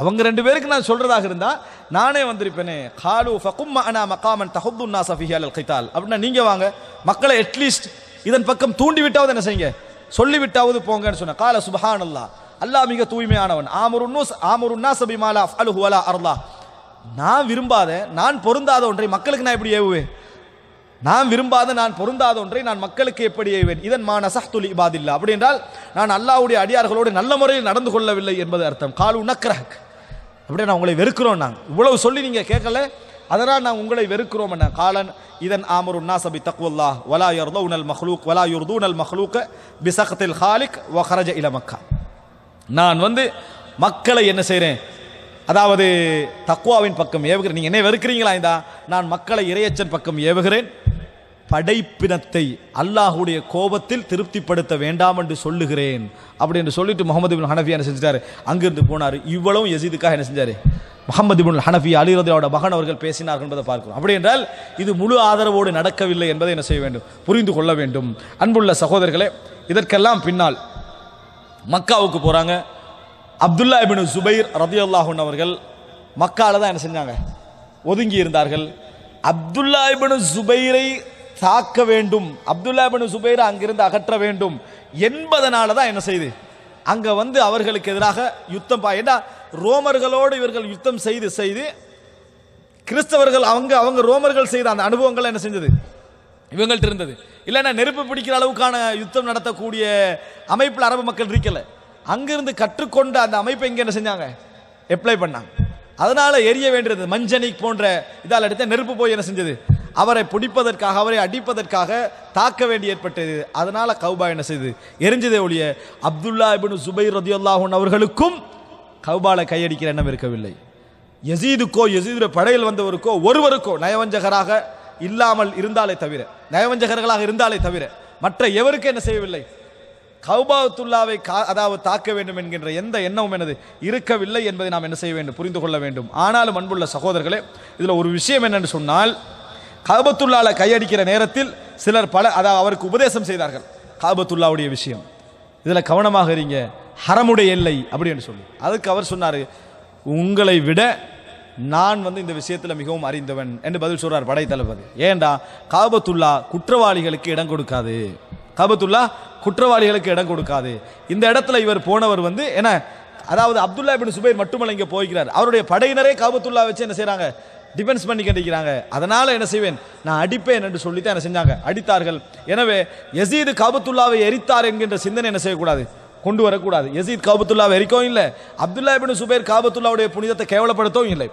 இருவரும் மக்கால யுத்தம் நடந்ததன் காரணமாக, அந்த புனித இடத்துல அந்த யுத்தம் நடந்ததன் காரணமாக காபத்துல்லா இதில் அதாவது அகப்பட்டதே தவிர மற்றபடி எந்த நோக்கமும் இருக்கல. அதனால் அல்லாஹ் ரப்புல் ஆலமீனுடைய எந்த தண்டனை அங்கே என்ன செய்யல, இறங்கவில்லை என்பதை நம்ம புரிந்து கொள்ள வேண்டும். ஏனென்றால் காபத்துல்லாவை அழிக்க வந்திருந்தால் நிச்சயமாக அல்லாஹ் ரப்புல் ஆலமீன் செய்ய மாட்டான். அது முஸ்லீமாக இருந்தாலும் சரி காஃபிராக இருந்தாலும் சரி அல்லாஹ் தஆலா அதை விட மாட்டான். ஆனால் அப்படியான எண்ணம் என்ன செய்யவில்லை, இருக்கவில்லை. ஏன் முஸ்லிம்கள் யாராக இருந்தாலும், கொள்கை வழிகட்டவர்களாக இருந்தாலும் காபத்துல்லா அழிக்கிற நோக்கத்தில் என்ன செய்யல, யாருமே வரவில்லை என்பதை நாம் என்ன செய்ய வேண்டும், புரிந்து கொள்ள வேண்டும். கடைசியாக அன்புள்ள சகோதரர்களே, அதாவது இந்த யுத்தத்துக்கு பின்னாலே அனஸ் ரலியல்லாஹு அன்ஹு அவர்கள் மிக வேதனைப்பட்டார்கள், மிக கவலைப்பட்டார்கள். அனஸ் ரலியல்லாஹு அன்ஹு அவர்கள் எந்த அளவுக்கு சொன்னாங்கன்னு சொன்னால், அனஸ் ரலியல்லாஹு அன்ஹு அவர்கள் சஹீஹுல் புகாரியில் 4906வது இலக்கத்தில் வரக்கூடிய ஒரு செய்தி, அனஸ் இப்னு மாலிக் ரலியல்லாஹு அன்ஹு அறிவிக்கிறார்கள், அதாவது ஹஸின்து அலா மன் உஸீப பில் ஹர்ரா ஃபகதப இலைய ஸைத் இப்னு அர்கம் வபலகஹு ஷித்தத்து ஹுஸ்னி நான் மிகவும் கவலைப்பட்டேன். இப்படியெல்லாம் மதீனால மக்கள் கொல்லப்பட்டு விட்டார்களே என்று மிகவும் வேதனைப்பட்டேன். எனக்கு அப்துல்லா இப்னு ஸைத் ஒரு கடிதம் எழுதினார். அதில் என்ன எழுதினார்னு சொன்னால், ரசூலுல்லாஹி ஸல்லல்லாஹு அலைஹி வஸல்லம் சொல்லி இருக்கிறார்கள், அல்லாஹும்ம ஃபிர் லில் அன்சாரி வலி அப்னாஇல் அன்சார். யா அல்லாஹ், அன்சார்களுடைய பாவங்களை மன்னிப்பாயாக, அன்சார்களுடைய பிள்ளைகளுடைய பாவங்களை மன்னிப்பாயாக என்று ரசூலுல்லாஹி ஸல்லல்லாஹு அலைஹி வஸல்லம் அவர்கள் துஆ கேட்டிருக்கிறார்கள். கவலைப்பட வேண்டாம், நீங்கள் கவலைப்பட வேண்டாம். ஏன்னா நிறைய பேர் ஆட்சிக்கு எதிராக கிளம்பினவர்களை பற்றி நிறைய கவலையில் என்ன செய்தார்கள், இருந்தார்கள் என்ற செய்தியை பார்க்கிறோம். இந்த முஸ்லிம் இப்னு உக்பா இருக்கிறாரே, இவ்வளவு யுத்தம் செய்த பின்னாலும் நேராக ஹுசைன் ரதியல்லாஹு அன்ஹு போறாங்க. ஹுசைனோட மகன் அலிட்ட போறாங்க. அவரோட எல்லாம் பேசிட்டு, யசீத் உங்களை சிறந்த முறையில் பேசிவிட்டு வர சொன்னார் அப்படின்றார். உங்களை சிறந்த முறையில் உங்களோடு உறவாடி விட்டு வர சொன்னார் என்று சொல்லிட்டு யசீத் என்ன செஞ்சாரு, அந்த இடத்திலிருந்து போனார் என்ற செய்தி நாம் என்ன செய்கிறோம், பார்க்கிறோம். அன்புள்ள சகோதரர்களே, ஆனால் என்னதான் மதீனாவுக்கு தனக்கு எதிராக கலந்து கொண்டவர்களுக்கு எதிராக இந்த யுத்தம் செய்தாலும் மதீனாவில் அதோடு நிறுத்திக்கணும், அதோடு என்ன செய்திருக்கணும், நிறுத்தி இருக்க வேண்டும். அப்படி என்றால் கூட அதில் ஒரு நீதி இருந்திருக்கும். அதை மீறி மதீனால கொள்ளையடிச்சாங்க பாருங்க, மதீனால அநியாயம் செய்தாங்க பாருங்க. இதுக்கு யசீத் கட்டளை இடவில்லை. கட்டளை இட்டதாக சில செய்தி சொல்வார்கள். அதாவது 3 நாளைக்கு மதீனாவை நீங்கள் அனுமதி என நினைத்துக்கொள் அப்படியான யசீத் சொன்னதாக சொல்வார்கள். அது ஆதாரமற்ற செய்தி. ஆனால் அந்த 3 நாள் நடந்தது அநியாயம். நிச்சயமாக ரசூலுல்லாஹி ஸல்லல்லாஹு அலைஹி வஸல்லம் சொல்றாங்க, இந்த மதீனாவை அநியாயமாக யார் அணுகினாலும் தண்ணீரில் உப்பு கரைவதை போல் அவர்கள் கரைந்து விடுவார்கள் என்று சொன்னார்கள். அந்த அடிப்படையில் எதற்காக வேண்டி மதீனாவில் இந்த அநியாயம் நடந்ததோ, யார் இந்த அநியாயத்தை செஞ்சாரோ அவர் மக்காவுக்கு புறப்பட்டு போறாரு. முஹர்ரம்ல முஸ்லிம் இப்னு உக்பா இடையில மரணிச்சிட்டார். அதாவது கொஞ்ச காலம் தான் முஹர்ரம்ல மரணிக்கிறாரு முஸ்லிம் இப்னு உக்பா. அதை தாண்டி சஃபர் ரபியுல் அவ்வல்ல யசீத் மரணிச்சிட்டார். ரபியுல் அவ்வல்ல யசீத் மரணிச்சு விட்டாரு. 36 வயசு. 36 வயதுல என்ன செஞ்சிட்டாரு, மரணித்து விட்டார் என்ற செய்தி நம்ம பார்க்கிறோம். எதற்காக இந்த யுத்தம் நடந்ததோ, எதற்காக அவர் போராடினாரோ, அந்த ஆட்சியில் அவரால் என்ன செய்ய முடியவில்லை, நிலைக்க முடியாத அளவில் ஹிஜ்ரி 64ஆம் ஆண்டு ரபியுல் அவ்வல் மாதம் என்ன செய்றார், யசீத் மரணித்து விடுகிறார் என்ற செய்தியை பார்க்கிறோம். அதனால தான் இமாம் தஹபி சொல்றாரு, அவர் மதீனா வாசிகளுக்கு செய்த அநியாயத்தின் காரணமாக வலம் யும்ஹில்ஹுல்லாஹு அலல் ஹிலாஃபா, அல்லாஹ் ஹிலாஃபத்தில் அவரை நீண்ட காலம் என்ன செய்யவில்லை, வைக்கவில்லை என்று சொல்லக்கூடிய செய்தியை நாம் என்ன செய்கிறோம், பார்க்கிறோம்.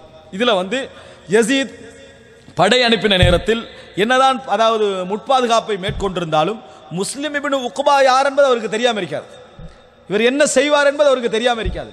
அப்படிப்பட்ட என்ன பாதுகாப்பு நடவடிக்கை எடுத்தாலும் மதீனாவாசிகள் அனுப்புகிற நேரத்தில் மதீனாவுக்கு நல்ல நெருக்கமான ஒரு ஆளை தளபதியாக வச்சு செஞ்சிருக்கணும், அனுப்பி இருக்கணும். எனவே எல்லா வகையிலும் நேரடியாக அவர் சம்பந்தப்படாது விட்டாலும் இந்த எல்லா யுத்தங்களிலும் யசீதுக்குரிய பங்கு என்ற செய்தி உண்டு.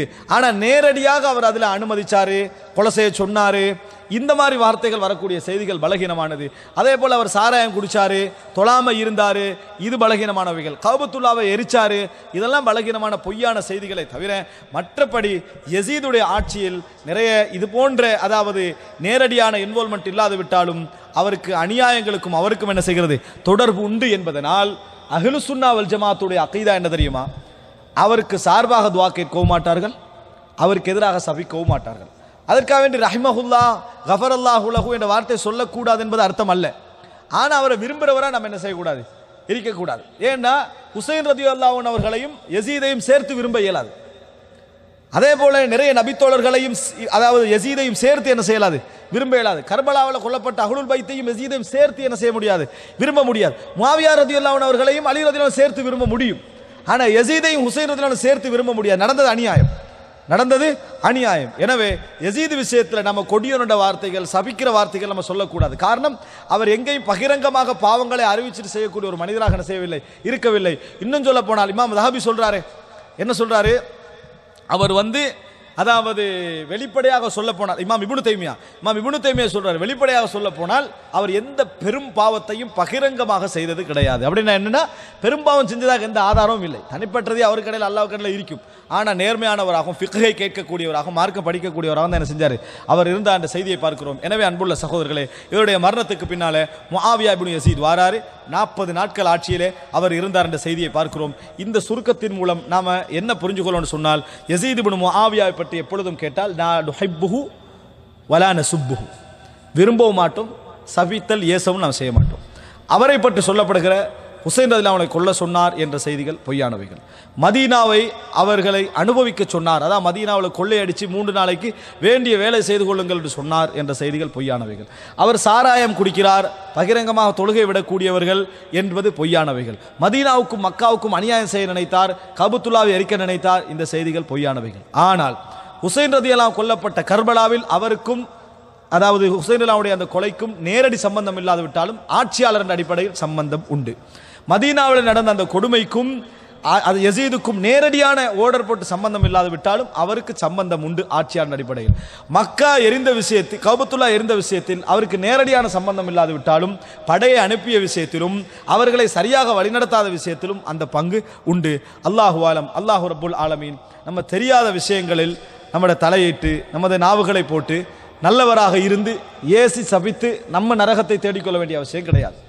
கெட்டவர்களாக இருந்தால் அவர்களை பாராட்டி துவா கேட்டு நமது பாவங்களை, அதாவது அவர்களது பாவங்களை நாங்கள் சுமந்தவர்களாக ஆக வேண்டிய அவசியம் கிடையாது. இது ரெண்டுக்கு நடுநிலையான போக்கை நாம் கடைபிடிக்க வேண்டும். இதை சொல்வதற்கு நம்ம என்ன செய்யக்கூடாது, எந்த வகையில் அஞ்சவும் கூடாது. இது மக்கள்கிட்ட கொண்டு போய் சேர்க்கவும் வேண்டும். ஏன்டா ஒரு தவறான ஒரு பதிவை வச்சுக்கிறாங்க. எந்த அளவுக்குண்டா யசீத் என்று பேரை என்ன செய்ய மாட்டாங்க, சொல்ல மாட்டார்கள். அந்த அளவுக்கு வைத்திருக்கிறார்கள், வைக்கவும் மாட்டார்கள், அந்த அளவுக்கு சூட்டி இருக்கிறார்கள்.